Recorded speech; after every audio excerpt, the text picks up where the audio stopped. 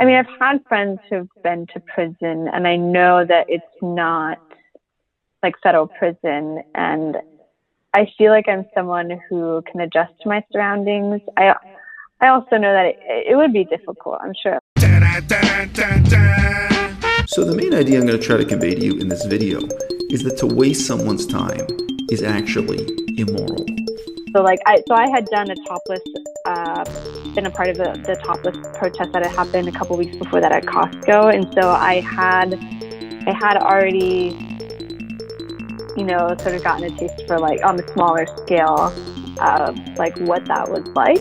Of course, then we were covered much more heavily with like fake blood, and we even put like the special effects makeup on the nipples to make it. And I in some way felt like I was still covered up. I definitely have some very deeply rooted insecurities and like body image. Just issues with body image and just feeling like, oh, I should be thinner. There's a lot of things on my entire body that I'm not happy with, but on my upper body, it's like, oh, I don't like the way my arms look. Like, there were years whenever I was younger where like I wanted to, get like a boob job because I felt like I had small boobs and like, and it's just a lot of different things going on for me that I definitely felt like, just the idea of like not having my shirt on and just like all that exposure to these parts of my body that I'm not super like happy about. I'm pretty much willing to do anything with that frame of mind if I feel that it's going to be effective and get that message out there. Money, fame, power, respect, sex. These are the powerful motives shaping human behavior in politics, in our private lives, in the economic sphere, but yes, y'all, especially here on social media, especially on the internet. Let me go through that list one more time for you. Money, fame, power, respect, sex. Not necessarily in that order. For some people, sex is the top priority. For some people, it's money or the fame. You can shuffle that deck of cards and each time have a different one come up on top. This is not about saving the planet. This is not about lobbying government for political reform. This is not about promoting the health benefits of a vegan diet. This is not about educating people, doing educational outreach so that they understand the unbelievable suffering that the dairy industry creates, that the fur industry creates, the unbelievable suffering that's required just to put meat on their plate. Nope. This is about money, fame, power, respect, sex. And you know what this headline fails to convey to you? This whole article fails to convey to you. There were actually 4 protesters that ran the stage. 4. But 3 of them didn't get naked. Who's this woman? Who's this Muslim fundamentalist woman? She looks like she's at least 100 pounds overweight. I guess she's a Muslim fundamentalist vegan protester? Why isn't she getting naked? Why is it only this girl? I mean, look, we got to talk about the politics of beauty and body image rolled into this too. Priya is the first one to run the stage fully clothed. Well, if you actually believe that getting naked would save the animals, this Muslim woman, she doesn't care enough to show us her 100-pound overweight, middle-aged or elderly body? I can't really guess her age. Is it only young, conventionally attractive people who are going to get naked to save the planet? Is there some reason why? Is it actually about being sexually attractive? Is that the point of this? Is it supposed to be an erotic display? And what about this girl? This girl just participated in the protest but decided, nope, I'm not showing my body. If you look, I agree, this is not an effective form of protest. If you go back to World War I, There was a golden era of nude protests where the nudity was not erotic at all. It was primarily to prevent the police from brutalizing the protesters, and it was a show of Christian humility and kind of abject subjugation, where people would march naked in the streets to oppose the war.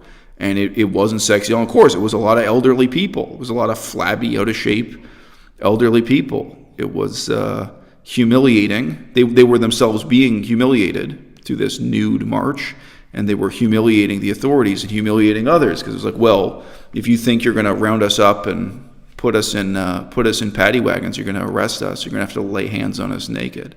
So the world has changed a great deal in 100 years, and that would have been more than 100 years ago now. There was nude protests against World War I. This woman, she's referred to as Topless in the headlines and the news coverage, and I completely believe she only did this stunt so that she would appear in headlines, in newspapers, get news coverage. But she's not just topless. I can't say that she's wearing pants. She's not wearing trousers. She doesn't have any pockets there for her house keys or her wallet. I mean, she is as close to naked as can possibly be. She's wearing some kind of skin-tight yoga pants. I can't call those pants at all. That's some kind of long underwear she's got on there to add to the revealing or erotic effect, I guess, of her being as nude as possible. And again, it's not the middle-aged people, it's not the educated people, it's not the natural leaders of the vegan movement who are taking on this role, of course. No. I mean, what's the next step for this, guys? What is the future of veganism? This group, Direct Action Everywhere, they initialized their name as DXE, Direct Action Everywhere. They came onto the scene promising that they had something profoundly, fundamentally better to offer than any other animal rights movement in the past. And all they are doing is reinventing the stupidity of PETA from 20 years ago, step by step. They're catching up with the same lame methods, the same non-functional techniques that PETA used, and they're going to get the same non-results. But the one thing they will get is the one thing they really want: money, fame, power, respect, sex. All these people are on an ego trip, and I'm sure if you could travel back in time to 1992, there were a whole lot of people in that organization, PETA, People for the Ethical Treatment of Animals, who are on the same ego trip, reinventing the wheel, but it's a broken wheel, and it's going to roll down the same hill with the same results.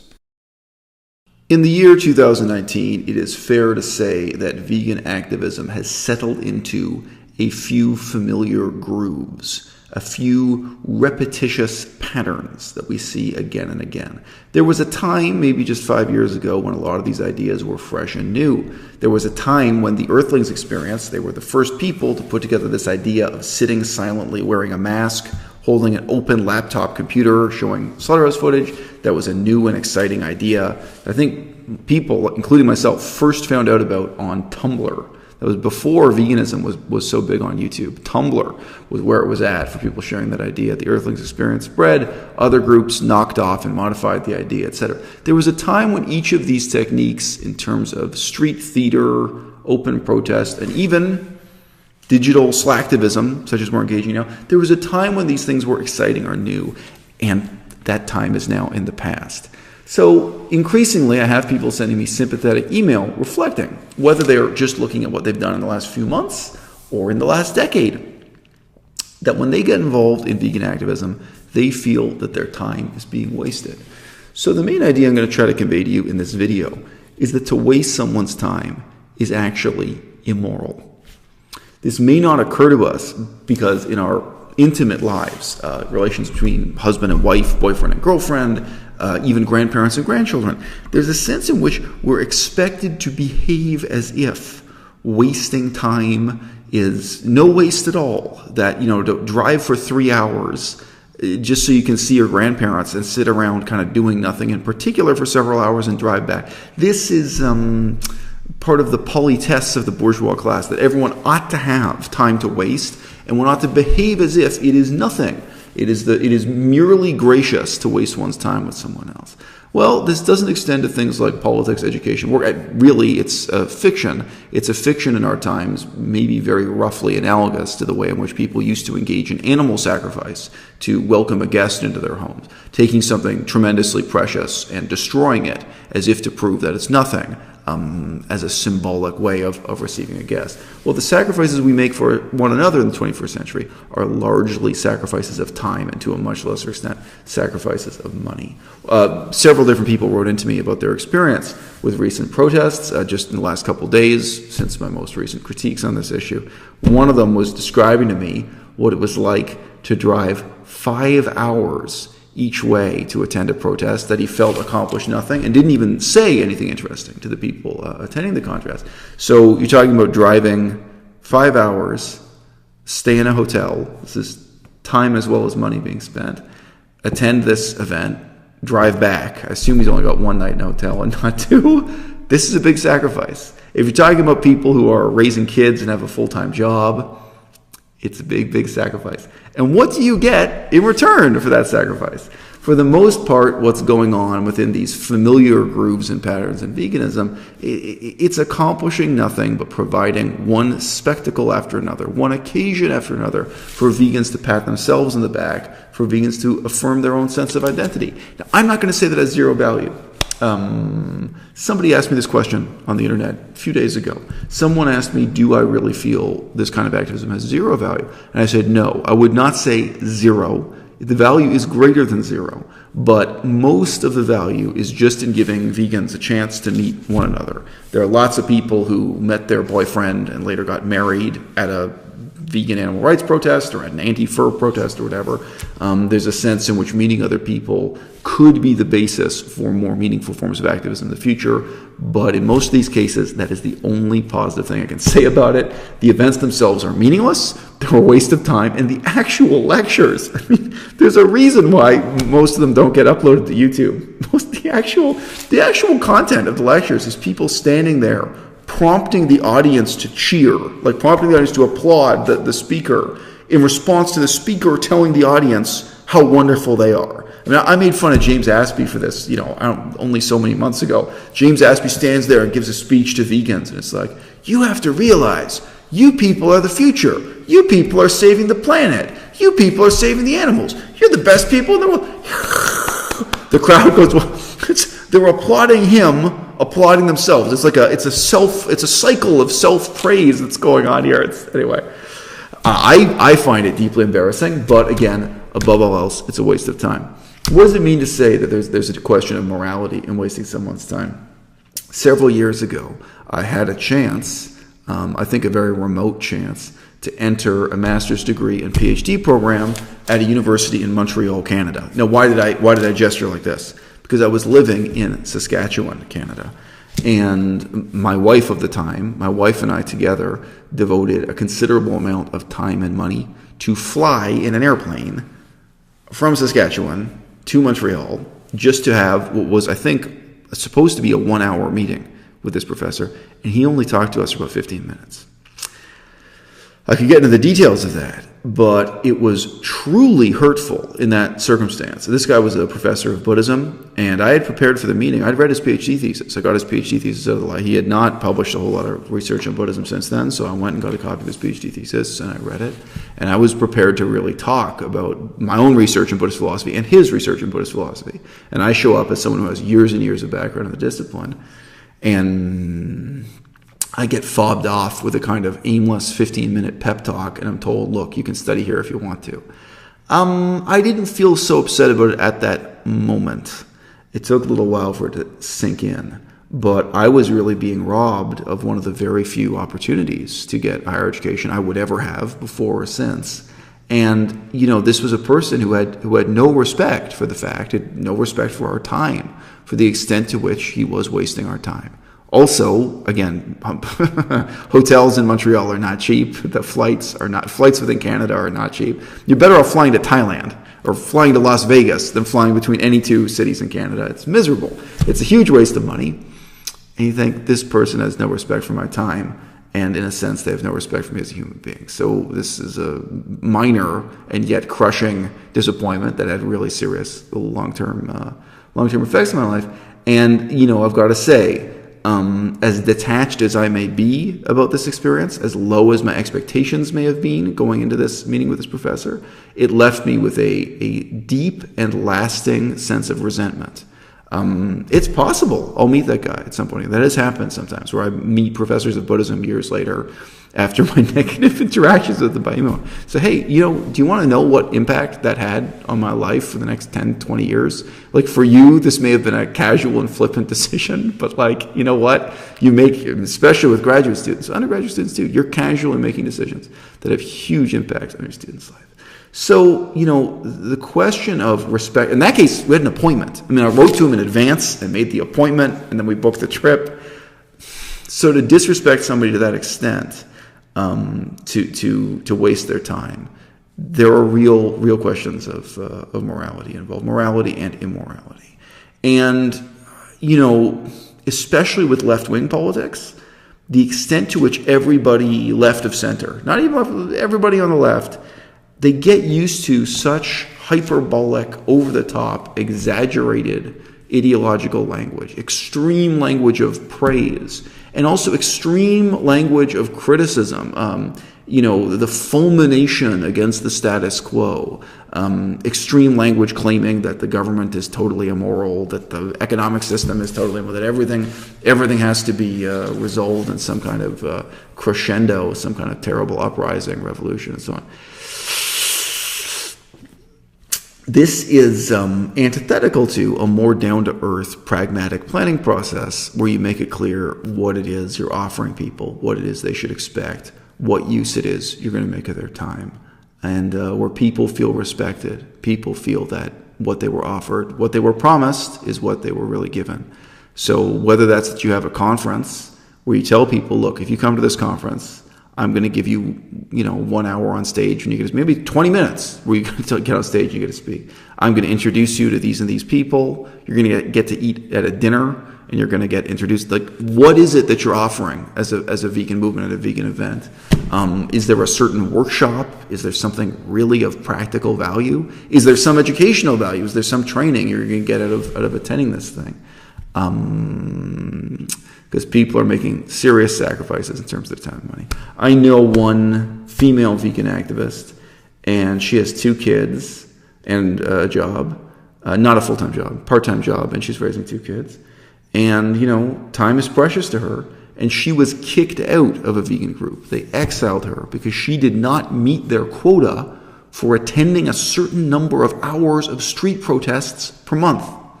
So they wanted a commitment for, if you wanted to be inside the organization, you had to be spending whatever it was, 8 hours a month minimum or something. You had to spend a certain number of hours standing on the street at these protests. All right. So I have an email here. Sorry, this was a public comment on Facebook from a woman named Jean. I'm just going to use her first name, but I assume this is someone whose first language is English. You'll see why I mentioned that here.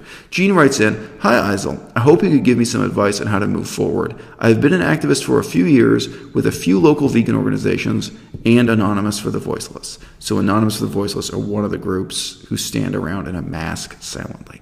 Unfortunately, none of that ever worked to an extent that was justifying the amount of time I put in it. So, upon moving to another state in Europe, I eventually quit. So those are the crucial words here.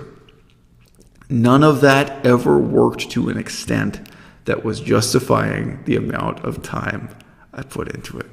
Preach. So she goes on to say more about her situation. She's 22 years old. Good illustrator or painter, speaks several languages, lives below the poverty line, is trying to study philosophy in her spare time. Okay, so you got no money, you've barely got a home. There's no mention here of a job. Well, let me tell you something. You in the audience may feel right now that watching this YouTube video was a waste of your time. If so, I apologize. But the level of effort, both for the creator and for the audience, that goes into watching this YouTube video, it's exponentially more efficient than showing up at a street protest or even showing up at a conference, like an academic conference, that are going to see a lecture in veganism and hoping to hear something interesting or be able to speak to someone, hoping to make that connection. So Gene, for your situation, given what you've told me, I know just one form of vegan activism that won't waste your time, that'll bring some positive people into your life, where you can use your artistic talent if you're good at illustrating, if you're good at making images. I only know one option I can recommend to you that you can do in poverty from your tiny apartment where you're living below the poverty line. Doesn't require that you own a car, doesn't require that you drive 5 hours in each direction. I only know one option, and it's right here on YouTube. So look, guys, there was a book years ago called Weapons of the Weak. Terrible book written by a communist asshole. I don't want to talk about it. It was a hit book, Weapons of the Weak, and we have this phrase still in the English language, complete garbage in terms of political science and anthropology. But let me tell you something. In the 21st century, right now, standing on the street chanting slogans, these are not the weapons of the weak. Handing out pamphlets, no. Options like YouTube, these really are effective weapons of the weak. And hey, I have a lot to complain about YouTube. I'm really actively considering quitting forever right now because my life has come to such a bad closure, to be quite frank. It's been one tragedy after another for me, personally, professionally, educationally, otherwise. I'll make more videos talking about that. But the good news is, if you take the time to make something beautiful, something interesting, something thought-provoking here on YouTube, it lasts forever. It stays up, whether you think of it as a work of art or as something closer to having a conversation with someone in a cafe. If you want to have conversations with a whole bunch of strangers, try to spread the message of veganism, keep in mind, I've had more than 3.5 million conversations now. More than 3.5 million total views or total viewings on this channel. There's no way I could have accomplished that standing on a street corner, holding a placard, chanting slowly. There's no way I could have accomplished that wearing a mask or participating in these other forms of protest. And for you, maybe, just maybe, you'll be luckier than I was, because I come out of this veganism thing burnt and broken. But maybe you'll be one of the lucky ones. So my advice to you is, be virtuous, but be lucky.